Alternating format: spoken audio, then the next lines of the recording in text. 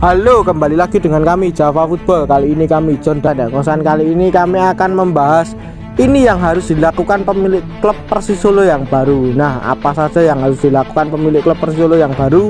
Oke, kita saksikan saja bersama. Kabarnya Persis Solo ini sudah mendapatkan investor yang baru ya. Dari berita-berita yang saya baca ini, investornya ini dari kementerian. Apakah benar investornya orang tersebut? Apakah bukan? Jika benar investornya orang tersebut, saya mungkin akan membahas profilnya sedikit ya. Kali ini saya akan ngobrol sedikit tentang investor Persis Solo ini dan apa saja yang akan dilakukan investor ini harusnya untuk klub Persis Solo yang benar itu seperti apa. Nah, siapa cuk pemilik investor klub Persis Solo ini yang baru ini, namanya siapa? Tolong disebutkan dulu dari kabar berita yang beredar. Investor baru Persis Solo itu beliau adalah Agus Gumiwang. Nah, Bapak Agus Gumiwang ini adalah tokoh besar di Indonesia ya. Beliau menjabat sebagai Menteri Perindustrian ya. Beliau selain menjadi menteri juga bergerak di pengusaha. Selain pengusaha, beliau juga aktif di partai politik ya, yaitu Partai Golkar. Nah, untuk background beliau cukup lumayan. Beliau aktif di sepak bola ya, terutama di akademi yang dibuat beliau ini bernama Asiana Football Academy yang bertempat di Jakarta. Oh, berarti beliau berasal dari pemerintahan ya, pemerintahan negara ya. Nah, ini sangat bagus menurut kalau beliau ini berasal dari pemerintahan kota. Tapi kabar yang saya dengar, kabar yang saya berembus rasan-rasan dengan seseorang teman. Nah, ketika saya berada di kota Solo sendiri ini sebenarnya sangat sensitif akan warna ataupun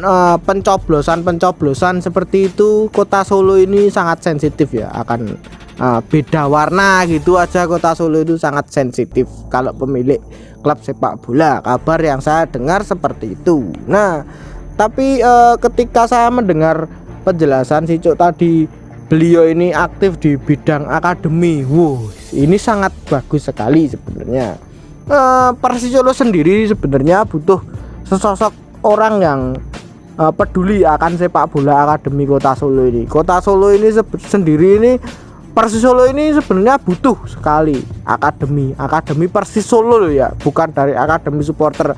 Pasopati sendiri juga punya akademi, cuman kan beda dengan Persis Solo. Yang saya maksud itu harusnya itu Persis Solo sendiri yang punya akademi, bukan dari supporternya ya. Kalau supporternya itu bagus sebenarnya, itu gerakan yang cukup bagus, tapi yang saya berharapkan itu kesadaran manajemennya sendiri. Langkah apa yang ketika nanti Pak Agus lakukan ketika pertama kali memegang Persis Solo, harusnya itu beliau harus ngapain nih? Kalau misal jadi megang Persis Solo ini, beliau harus ngapain itu menurut pandanganmu bagaimana?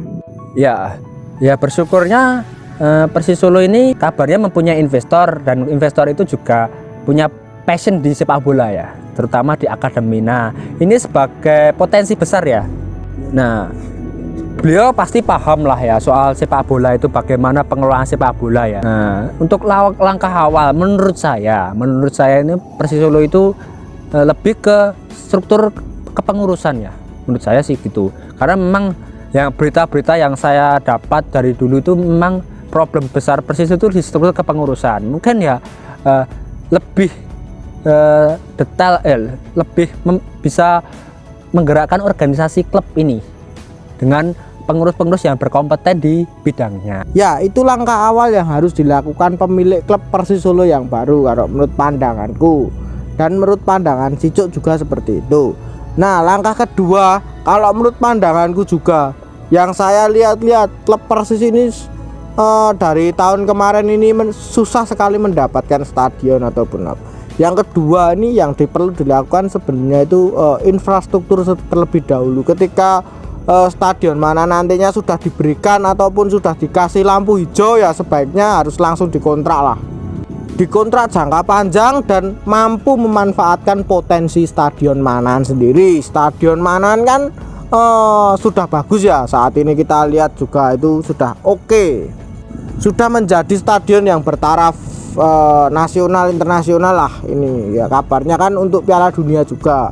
Nah, agar apa? Agar nantinya itu Persis Solo ketika nanti bermain itu tidak dipersulit lagi, dan Persis Solo ketika mau membranding stadion tersebut kan juga sudah bisa kan nantinya.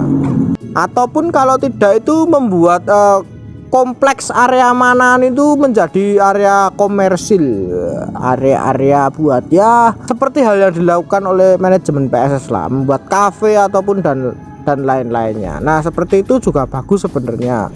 Untuk Kota Solo ini sangat potensi sekali ketika klub bal atau manajemennya bisa berpikir seperti itu sangat potensi sekali. Nah, hal ketiga yang harus dilakukan pemilik klub Persis Solo yang baru ini apa, Cuk? Yang saya dengar itu dari dulu Persis Solo kesulitan mencari tempat latihan. Nah, sering pindah-pindah. Di era sekarang dan sepak bola modern harusnya klub itu mempunyai lapangan sendiri. Bebas sih sistemnya, bisa membangun lapangan latihan sendiri, itu bisa, tapi emang dananya emang besar. Ada yang mengontrak lapangan jangka panjang ya, lapangan-lapangan di sekitar Solo kan juga banyak sih ya, mungkin bisa dikontrak, disewa itu bisa nanti 1 tahun 2 tahun 5 tahun atau bebas lah. Jadi Persis Solo ketika latihan ini tidak bingung lagi, ada tempat khususnya sendiri, dan itu bisa memudahkan para pemain dalam menjalani latihan dan kompetisi. Ya, betul sekali kalau itu. Kalau untuk lapangan latihan sebenarnya pemilik klub Persis Solo yang baru ini menurut pandanganku ini sangat beruntung sekali. Karena apa? Stadion Manahan kan dibuat untuk venue Piala Dunia. Otomatis lapangan-lapangan sekitar Stadion Manahan juga pun saat ini sedang direnovasi, pastinya seperti itu. Nah, nanti sudah direnovasi dan jadi, pastinya kan lapangannya sudah mumpuni kan. Lah itu tinggal dikontrak aja kan gampang ya. Tinggal ya kalau itu tinggal kontrak-kontrak itu. Terus problem dari yang keempat ini harus sinkron lah setidaknya. Kita tahu lah klub Persis Solo ini pemiliknya itu kadang itu nggak sinkron sama pemerintahan kota setempat. Ya kalau bisa itu jalan bareng-bareng gitu loh, membangun persepak bolaan Kota Solo. Nah, itu kan sebenarnya sangat bagus ya ketika pemerintahan kota setempat itu memberi lampu hijau, terus pemilik klubnya juga profesional pengelolaannya gitu kan, pastinya kan apa-apa serba dipermudah gitu, nggak ada persulit ini itu kan nggak ada. Itu problem keempat dari Persis Solo saat ini seperti itu harus segera diselesaikan. Masih ada problem satu lagi nih, menurut pandanganmu apa lagi nih, Cuk, problemnya? Pembinaan usia muda ya. Nah, potensi Solo dan sekitarnya itu besar sekali ya, banyak potensi pemain berbakat untuk masa depan Persis Solo sendiri dan untuk Indonesia ya, untuk timnas Indonesia. Nah, tugas klub profesional di daerah itu, maksudnya Persis Solo itu kan membina. Nah, dalam arti gini, pembinaan itu harus berjenjang ya. Persis Solo ya bisa menyeleksi atau men-scouting pemain-pemain wilayah sekitar Solo dari usia junior ya, dibina itu sebagai investasi Persis Solo untuk masa depan ya. Dalam arti nanti Persis Solo bisa memanfaatkan para pemain binaan itu untuk menjadi super tim di masa depan lah. Ya, betul sekali. Wah, super tim. Saya sepertinya pernah dengar kata-kata tersebut, tidak asing di telinga saya. Nah, terus Persis Solo sendiri ini kan kotanya ini kan besar ya, nggak cuman di area Solo sendiri, cuman maksudnya itu daerah Klaten itu ada, daerah Boyolali itu ada. Nah, seperti itu sebenarnya sangat potensi sekali ketika mendidik usia muda, apalagi kalau pemiliknya ini Pak Agus ya. Beliau kan sebagai pemilik SSB seharusnya beliau sudah paham lah soal pendidikan usia muda, pentingnya itu sudah paham, dan beliau pasti juga sudah paham akan problem-problemnya SSB nanti apa, itu pasti beliau sudah paham. Tapi kalau pemilik klub Persis Solo yang baru ini bukan beliau ya, nanti kita akan buat konten lagi pemiliknya siapa, kita kan akan buat konten. Pasti kita akan telisik lagi pemilik klub Persolo ini, yang mendetailnya nanti seperti apa kita akan telusuri ya, basic-basicnya apa kita akan telusuri ya. Pak Agus ini kan masih hanya sebatas kabar saja, kabar-kabar burung ya. Cuma nantinya fixnya siapa kita juga tidak tahu ya. Tunggu saja tanggal resmi rilisnya, katanya sih Maret, tapi ya nggak tahu kapan. Nah mungkin itu dulu saja perbincangan kita, jangan lupa like, comment, dan subscribe.